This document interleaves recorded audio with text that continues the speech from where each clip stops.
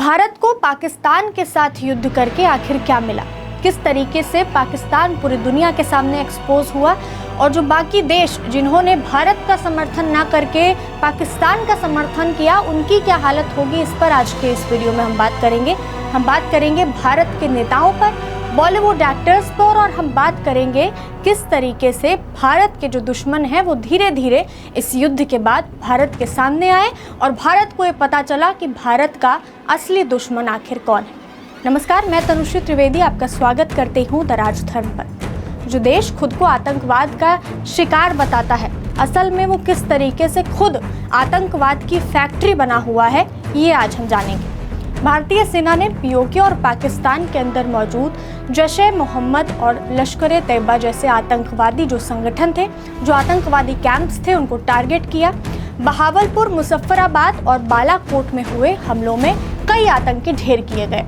भारत ने ड्रोन्स की footage share करी, सैटेलाइट इमेजेस और यहाँ तक कि इंटरसेप्टेड कॉल्स भी जारी किए, जिससे ये साफ हो गया कि ये ठिकाने सिर्फ आतंकवादी अड्डे नहीं थे, बल्कि पाकिस्तानी सेना और आईएसआई के संरक्षण में चलने वाले बड़े बड़े सेंटर्स थे। पाकिस्तान ने हमेशा की तरह यही कहा कि हमारे देश में आतंकवाद नहीं होता है, पाकिस्तान में आतंकी नहीं है, ये सब कुछ भारत का प्रोपेगेंडा है। लेकिन उनके खुद के सोशल मीडिया पर वीडियोस वायरल होने लगे। पाकिस्तान के खुद के लोग वीडियोस वायरल करने लगे जिसमें पीओके के अस्पताल में घायल आतंकियों का इलाज हो रहा था, मस्जिदों से अचानक से जनाजे होने लगे और बालाकोट में तबाही की तस्वीरें वायरल होने लगी। पाकिस्तान का झूठ उनके खुद के लोगों ने एक्सपोज कर दिया। FATF यानी फाइनेंशियल एक्शन टास्क फोर्स ने पाकिस्तान से फिर एक बार जवाब मांगा।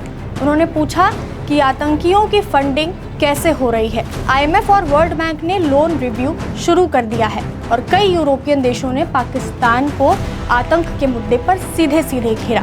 यूनाइटेड नेशंस सिक्योरिटी काउंसिल में भारत ने 26 और देशों के साथ मिलकर पाकिस्तान के खिलाफ डोजियर सबमिट किया है, जिसमें नाम, लोकेशन, कॉल लॉग्स, यहाँ तक कि बैंक ट्रांजैक्शंस सब कुछ है। अब ऑपरेशन सिंदूर की अगर मैं बात करूँ तो सिर्फ ये एक सेना का मिशन नहीं था, ये एक ऐसी डिप्लोमेटिक स्ट्राइक थी जो पाकिस्तान के झूठ, उसकी दोगली नीतियों और उसके आतंकवादी जो कारोबार है उसको पूरी दुनिया के सामने लेकर के आ रही थी। अब सिर्फ भारत ही नहीं बल्कि पूरी दुनिया ये कह रही है कि पाकिस्तान आतंक का निर्माता है। अब वहीं अगर हम तुर्की जैसे देशों की बात करें तो इनकी सच्चाई भी भारत के सामने आई। पाकिस्तान ने भारत के खिलाफ हमले में तुर्की के बनाए गए तमाम ऐसे वेपन्स थे जिनका इस्तेमाल किया।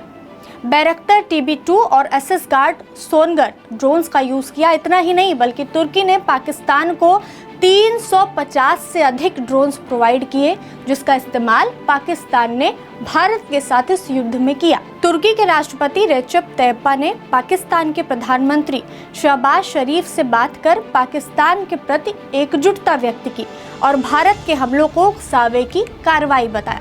अब अगर मैं टर्की की बात करूं, उसकी टूरिज्म की बात करूं तो 2024 में लगभग 3.3 लाख टूरिस्ट जो तुर्की गए थे वो भारतीय थे और हर इंडियन ने लगभग $972 यानी अगर आप इंडियन रुपीस में देखें तो 82,920 इतने रुपए लगभग खर्च किए।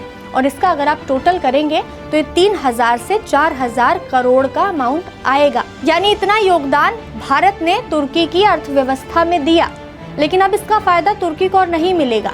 अब दुनिया को ये पता चल गया है कि अगर वो भारत के साथ पंगा लेंगे तो उसका जो खामियाजा है वो उनको तुरंत के तुरंत भुगतना पड़ेगा, फिर चाहे वो मालदीव्स हो या फिर वो तुर्की हो। जिस तरीके से आपने देखा होगा कुछ समय पहले भारतीयों ने मालदीव्स के अपने टिकट्स कैंसिल करवा लिए थे और अगर आप अपने सोशल मीडिया पर देखते तो आपको #मालदीव्स, बॉयकॉट मालदीव्स जैसे हैशटैग देखने को मिलते। अब ठीक उसी तरह से तुर्की को भारत बॉयकॉट कर रहा है, फिर चाहे आप टूरिज्म की बात करें या फिर वहाँ के प्रोडक्शन की। यानी जिस सामान पर ये लिखा होगा मेड इन तुर्की, उसको भारतीय पूरी तरीके से बॉयकॉट करेगा। लेकिन इस वॉर से भारत को ये भी पता चल गया कि उसका असली दुश्मन कौन है, जो पाकिस्तान से भी ज़्यादा उसके लिए आगे चल के खतरनाक हो सकता है। इसके बारे में हम आगे वीडियो में बात करेंगे, लेकिन उससे पहले मैं आ जाती हूँ हमारे बॉलीवुड पर, जिनका करियर, जिनकी ऑडियंस हम भारतीय हैं, वो किस तरीके से इस पूरे मुद्दे पर चुप्पी साधे बैठे हुए थे। आज हम बात करेंगे उन एक्टर्स पर जो आज भारत की जनता की वजह से मेट गाला तक पहुंचे। अगर आप पाकिस्तान को देखें, शाहिद अफरीदी जैसे जिन्होंने सड़कों पर रैलियां निकाली पाकिस्तान आर्मी के समर्थन में और उनकी प्रशंसा करते हुए, और उन्होंने भारतीयों की और भारत की सेना की निंदा की। तो वहीं जो इंडिया के बड़े बड़े एक्टर्स हैं, चाहे मैं शाहरुख खान की बात करूं, चाहे मैं सलमान खान की बात करूं, इन्होंने पाकिस्तान के खिलाफ एक शब्द नहीं कहा, एक ट्वीट इनकी तरफ से भारत के सपोर्ट में नहीं किया गया।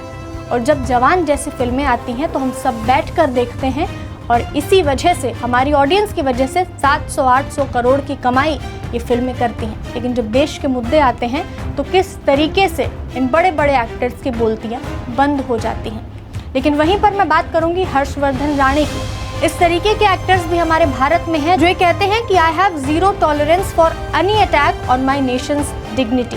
इन्होंने बहुत ज़्यादा फिल्में नहीं की, इनकी बहुत ज़्यादा फिल्में नहीं आई। एक ऐसी फिल्म है जो इनकी बहुत हिट हुई, सनम तेरी कसम। इस फिल्म में इनके साथ लीड रोल में पाकिस्तानी एक्ट्रेस मारवा होकेन थी। उन्होंने ऑपरेशन सिंदूर को एक कायरता भरा ऑपरेशन बताया, जिसके बाद हर्षवर्धन ने फिल्म की सीक्वल सनम तेरी कसम 2 से मारवा होकेन को हटाने की मांग की। हो सकता है इसके बाद से इनकी बॉलीवुड का करियर जो है वो ख़त्म हो जाए, या तमाम जो और इनकी आने वाली बॉलीवुड फिल्म्स लाइंड अप थी, हो सकता है उनको ये ना मिले। लेकिन इन्होंने ये बताया किस तरीके से हमारे देश को हमें सर्वोपरि रखना चाहिए। अगर मैं पॉलिटिशियंस की बात करूं तो ये पहली बार ऐसा इस देश में हुआ है जब हर एक पॉलिटिकल पार्टी ने एक स्वर में ये कहा हो कि इंडिया फर्स्ट, नेशन फर्स्ट। सारे पॉलिटिकल लीडर्स एक साथ आए, उन्होंने कहा यदि पाकिस्तान भारत पर हमला करता है तो ये पाकिस्तान की सबसे बड़ी भूल होगी।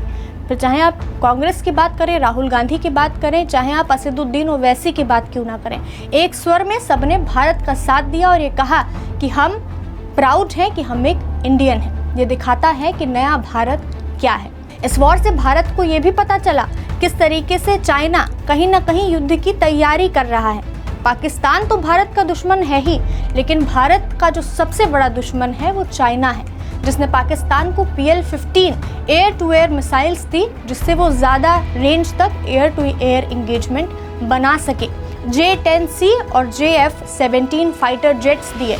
इन दोनों फाइटर जेट्स J-10C और JF-17 का सामना इंडियन एयरफोर्स के राफेल, सुखोई Su-30 MKI और तेजस विमान से हुआ। और चाइना इतने पर ही नहीं रुका, चाइना ने HQ-9P ground to air missile system Pakistan को दिया, जो कि S-300 का चाइनीज वर्जन बताया जा रहा है। अब भारत को ये पता चल गया है कि भारत का असली दुश्मन कौन है, लेकिन भारत की जो सेना है, जल, थल और वायु, वो इतनी प्रबल है कि उसने डटकर इन सब का सामना किया और इनको ध्वस्त किया। ऑपरेशन सिंदूर भारत के लिए सिर्फ एक रिटेलिएशन नहीं था, बल्कि ये एक ऐसा ऑपरेशन था जिसने पाकिस्तान का चेहरा, पाकिस्तान की असलियत पूरी दुनिया को दिखाई। और भारत को अब ये पता चला कि भारत का असली दोस्त कौन और भारत का सबसे बड़ा दुश्मन कौन।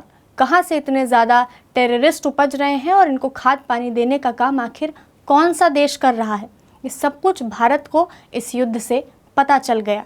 इसी के साथ धन्यवाद, जय हिंद।